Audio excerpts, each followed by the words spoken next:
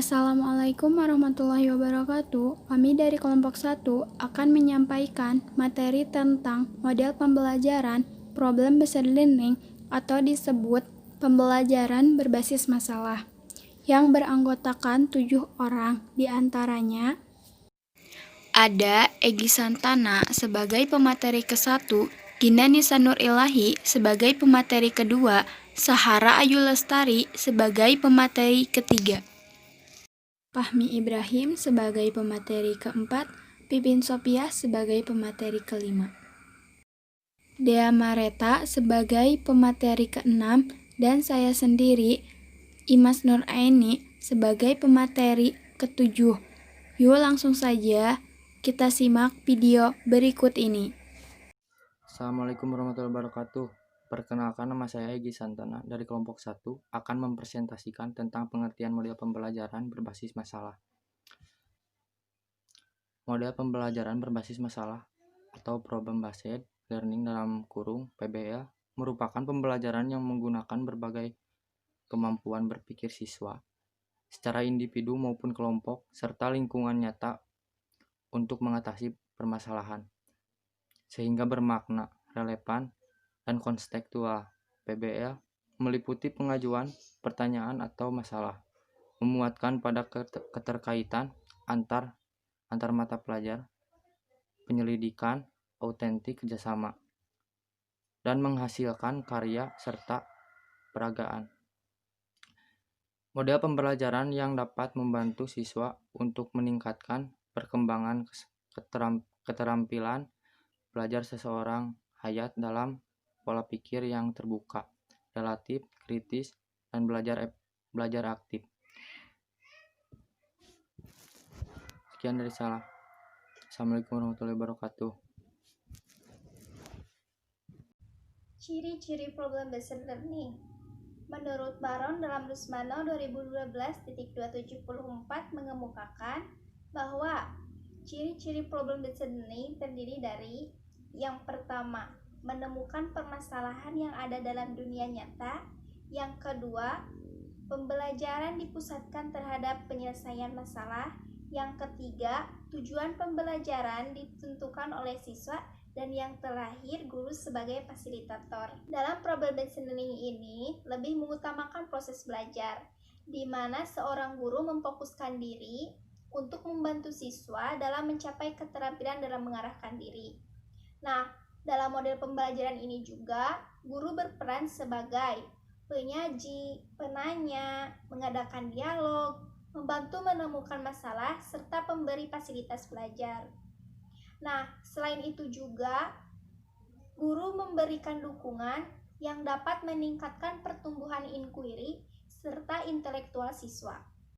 Assalamualaikum warahmatullahi wabarakatuh. Perkenalkan, nama saya Sahara Ayu Lestari. Di sini saya akan mempresentasikan komponen-komponen pembelajaran berbasis masalah. Berikut komponen-komponen pembelajaran berbasis masalah yang dikemukakan oleh Arens. Yang ke-1, permasalahan autentik. Yang kedua, fokus interdisipliner. Yang ketiga, pengamatan autentik. Yang keempat, produk. Yang kelima, kolaborasi. Permasalahan autentik yaitu model pembelajaran berbasis masalah, mengorganisasikan masalah nyata yang penting secara sosial dan bermanfaat bagi peserta didik. Yang kedua, fokus interdisipliner, dimaksudkan agar peserta didik belajar berpikir struktural dan belajar menggunakan berbagai perspektif keilmuan. Yang ketiga, pengamatan autentik. Hal ini dimaksudkan untuk menemukan solusi yang nyata. Peserta didik diwajibkan untuk menganalisis dan menetapkan masalahnya.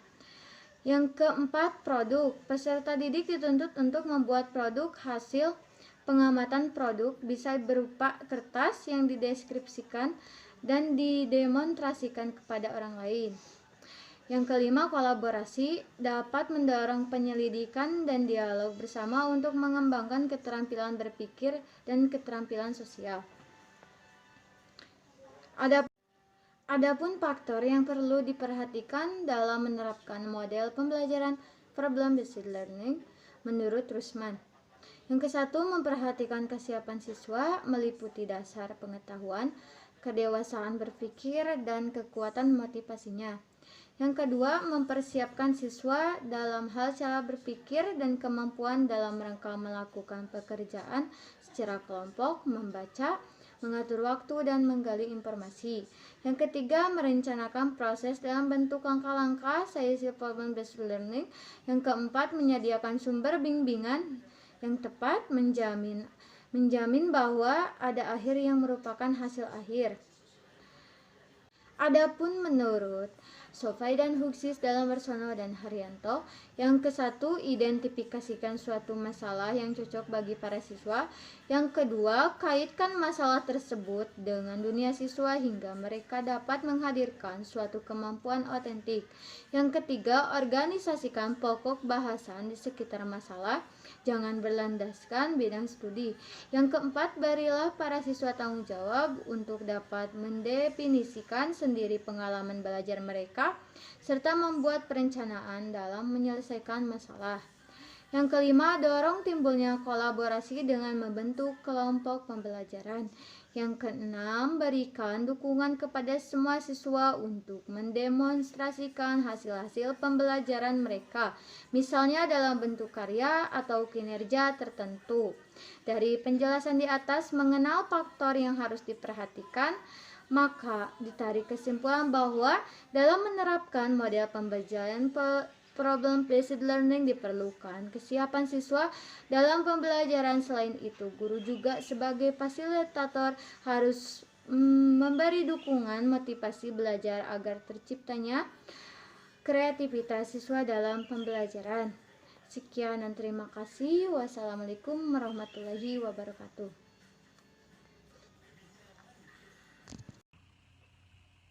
Assalamualaikum warahmatullahi wabarakatuh. Saya Fahmi Ibrahim dari kelompok 1 akan menjelaskan tentang konsep dasar model pembelajaran, atau bisa disebut dengan problem based learning, atau bisa disebut juga dengan PBL. Proses pembelajaran berbasis masalah itu adalah pembelajaran yang menekankan pada proses penyelesaian masalah. Nah, dalam implementasi model pembelajaran berbasis masalah, guru perlu memilih bahan pelajaran yang memiliki permasalahan yang dapat dipelajari atau dipecahkan.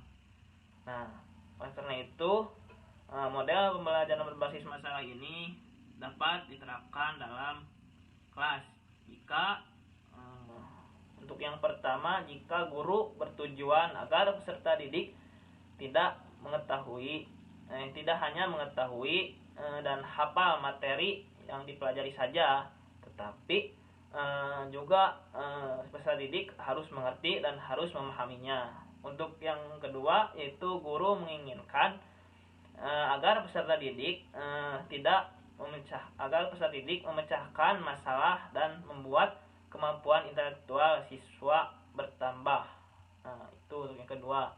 Untuk yang ketiga, yaitu guru menginginkan agar peserta didik dapat bertanggung jawab dalam belajarnya. Jadi, si peserta didik itu harus bertanggung jawab atas pelajarannya.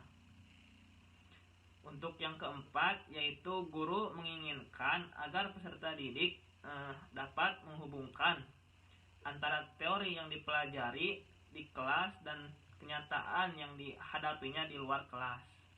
Untuk yang keempat. Untuk yang kelima, yaitu guru bermaksud mengembangkan kemampuan peserta didik dalam menganalisis situasi, kemudian menerapkan pengetahuan, kemudian mengenal antara fakta dan pendapat, serta menggabungkan kemampuan dalam membuat tugas secara objektif. Nah, itu adalah konsep dasar model pembelajaran atau problem based learning, atau bisa disebut juga dengan. Selanjutnya, langkah-langkah serta sintaks dalam model pembelajaran problem based learning. Yang pertama adalah proses orientasi siswa pada masalah.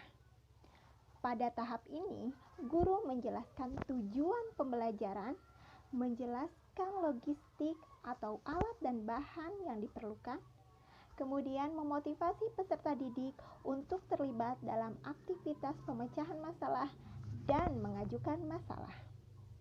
Tahap kedua, mengorganisasi siswa.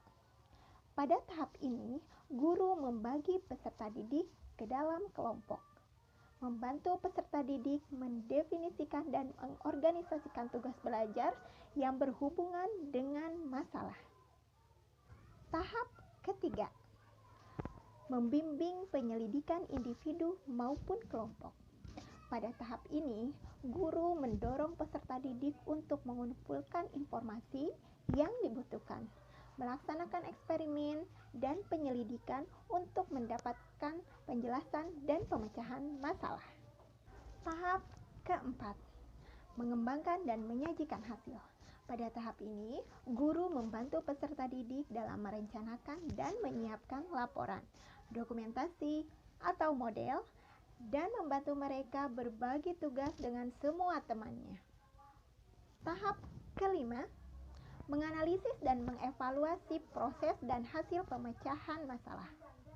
Pada tahap ini, guru membantu peserta didik untuk melaksanakan refleksi atau evaluasi terhadap proses dan hasil penyelidikan yang mereka lakukan.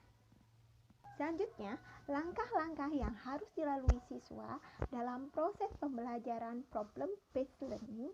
Yang pertama yaitu menemukan masalah. Yang kedua, mendefinisikan masalah. Yang ketiga, mengumpulkan fakta dengan menggunakan KND. Yang keempat, pembuatan hipotesis. Yang kelima, penelitian. Yang keenam, refreshing masalah. Yang ketujuh, menyuguhkan alternatif. Dan kedelapan, mengusulkan solusi. Nah, dengan demikian, dalam melakukan atau menerapkan suatu model pembelajaran problem-based learning harus dilakukan dengan langkah-langkah yang berurutan.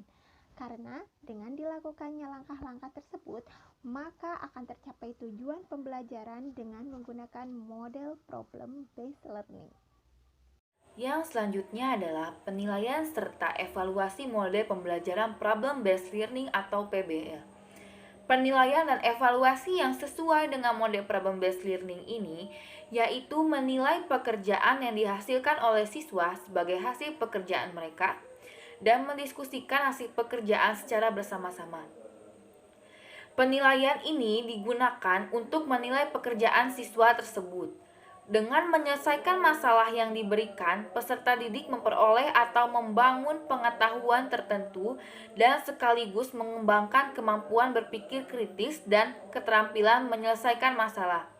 Untuk memahami materi yang sedang disampaikan oleh guru, siswa diminta memecahkan sebuah masalah yang dihadapi. Dan dengan menerapkan model ini, siswa membangun untuk memperoleh pengetahuan tertentu sekaligus mengembangkan kemampuan berpikir kritis dan keterampilan dalam menyelesaikan masalah. Menurut pendapat Rusman, yang mengemukakan karakteristik pembelajaran berbasis masalah yang pertama, yaitu permasalahan menjadi starting point dalam belajar. Yang kedua, permasalahan yang digunakan merupakan masalah yang ada di dunia yang tidak terstruktur. Yang ketiga, permasalahan membutuhkan perspektif ganda atau multiply perspektif. Yang selanjutnya, permasalahan menentang pengetahuan yang dimiliki oleh siswa, sikap dan kompetensi yang kemudian membutuhkan identifikasi kebutuhan belajar dan bidang baru dalam belajar. Yang selanjutnya, belajar pengarahan diri menjadi hal yang utama. Yang selanjutnya lagi, pemanfaatan sumber pengetahuan yang beragam, penggunaannya, dan evaluasi sumber informasi merupakan proses esensial dalam PBL. Yang selanjutnya, belajar adalah kolaboratif, komunikasi, dan kooperatif. Yang selanjutnya, pengembangan keterampilan inquiry dan pemecahan masalah sama pentingnya dengan penguasaan isi pengetahuan untuk mencapai solusi dari sebuah permasalahan. Yang selanjutnya, keterbukaan proses dalam PBL meliputi sintesis dan integrasi dari sebuah proses belajar. Yang selanjutnya, PBL meliputi evaluasi dan review pengalaman siswa dan proses belajar. Yang selanjutnya, bahan penilaian dan evaluasi hasil belajar problem learning. Yang pertama yaitu orientasi siswa pada masalah. Yang kedua, pengorganisasian siswa untuk menghadapi masalah.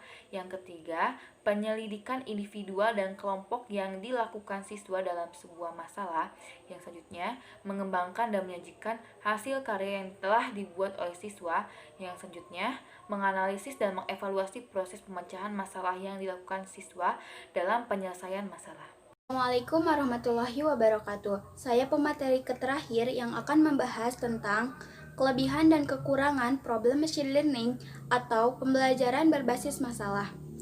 Dalam pelaksanaannya, problem based learning tentunya memiliki kelebihan dan kekurangannya.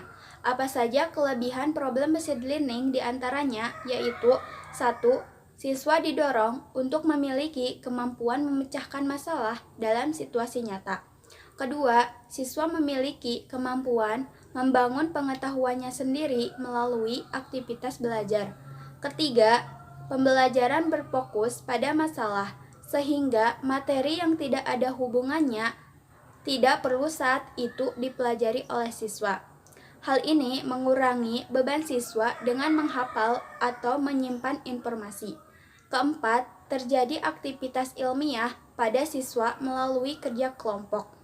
Kelima, siswa terbiasa menggunakan sumber-sumber pengetahuan baik dari perpustakaan, internet, wawancara, dan observasi.